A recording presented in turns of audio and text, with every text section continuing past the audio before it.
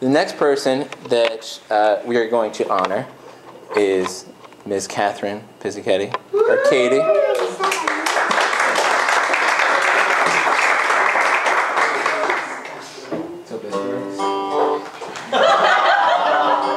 Oh, that's not appropriate.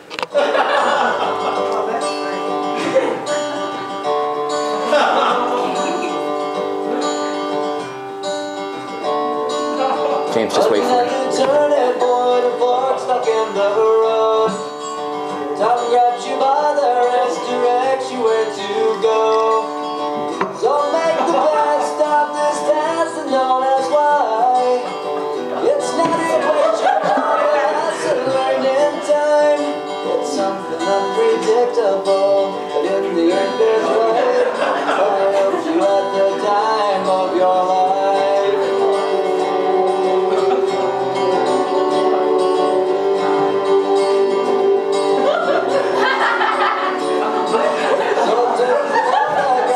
Girlfriends in your mind, hanging on a shelf in good health and good time. Tattoos and memories and dead skin on trial. For what it's worth, it was worth all the while. It's something unpredictable, but in the end is right. I hope you had the time of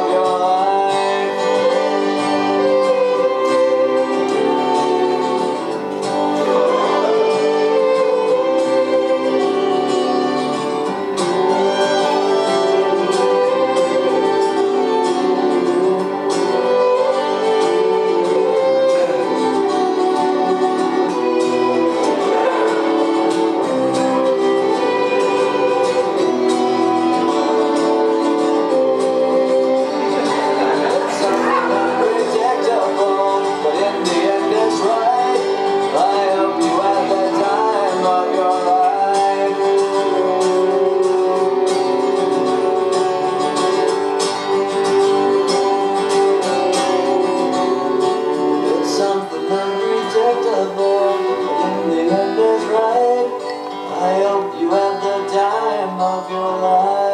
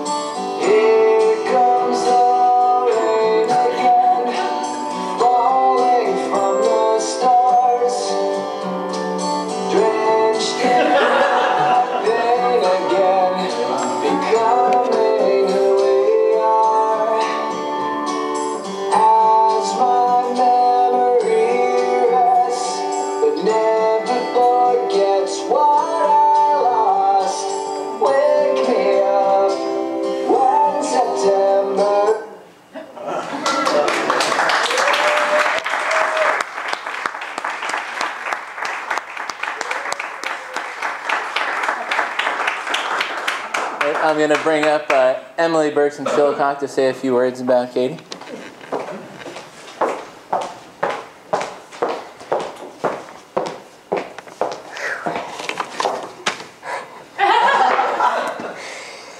Well, we practiced a lot of public speaking and tutorial, and clearly we should have done more under like emotionally stressful situations because every time I tried to read this, I was like, clearly I should not be doing this pregnant.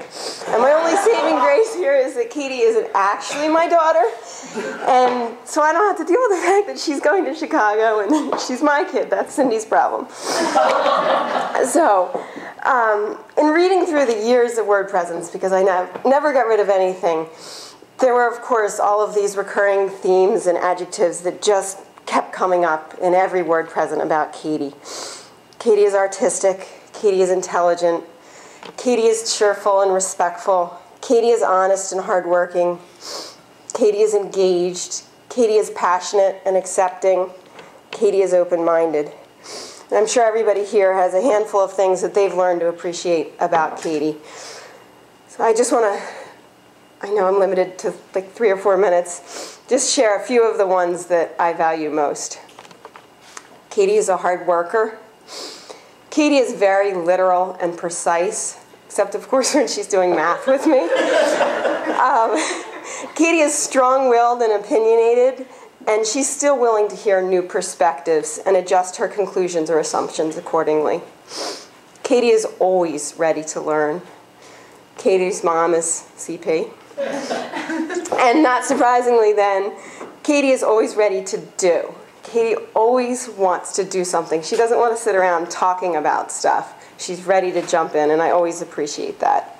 Katie's not afraid to take risks. As she told me herself this spring, she went to Chicago just because it seemed like a cool city. I totally bought that because my next thing is Katie is trustworthy. And so I thought that was the only reason she went to Chicago. I later learned that I was really naive, but that's my problem. Katie signed up for my programs 5 years in a row. I appreciate that.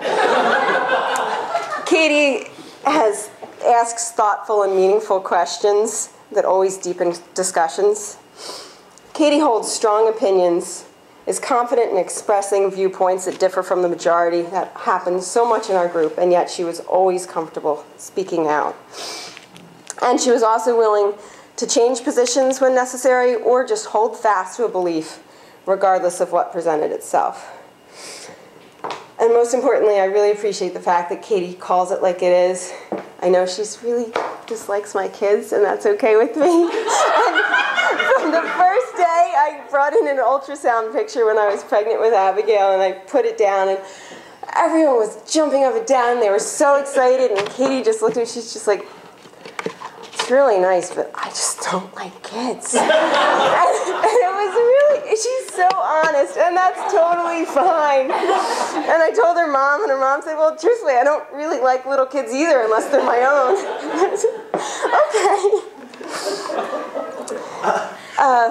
I'll miss Katie dearly next year. I'm going to miss her cheerful smile and her warm greeting that she offered to everyone as they entered tutorial.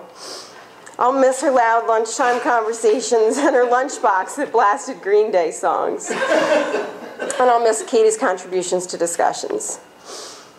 I just want to end with a couple of quotes. Wake up with a smile and go after life. Live it, enjoy it, taste it, smell it, and feel it. And that's Joe Knapp. The second is Ralph Waldo Emerson. Vigor is contagious, and whatever makes us either think or feel strongly adds to our power and enlarges our field of action.